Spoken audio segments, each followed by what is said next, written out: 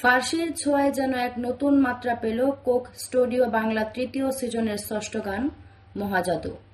জনপ্রিয় সঙ্গীত শিল্পী হাবিব ওয়াহিদ এবং তাজিকিস্তানের শিল্পী মেহের নিগর রুস্তমের কণ্ঠে এই গানে এক মেলবন্ধন ঘটেছে বাংলা ও ফার্সি ভাষায়। বৃহস্পতিবার সন্ধ্যায় কোক স্টুডিওর ইউটিউব চ্যানেলে গানটি মুক্তি পাওয়ার পর থেকেই শ্রোতাদের মন জয় করে নিয়েছে গানটি। বাউল শাহ খুয়াজ মিয়ার লেখা ও সুরে তৈরি এই লোকগানটির নতুন সঙ্গীতায়োজন করেছেন হাবিব নিজেই। আর গানে মেহের নিগরের এন্ট্রি যেন ছিল শ্রোতাদের জন্য বাড়তি আকর্ষণ। কোক স্টুডিও বাংলা গানটি প্রকাশের সময় এর পেছনের ভাবনা তুলে ধরে।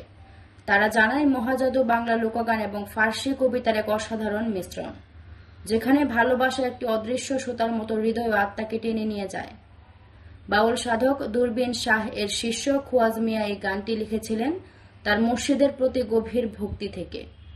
হাবিব ওয়াহিদের আধুনিক সঙ্গীতায়োজন এবং মেহের নিগরের রুস্তমের কণ্ঠে এই চিরায়ত গানটিকে নতুন এক গতি ও প্রাণ দিয়েছে।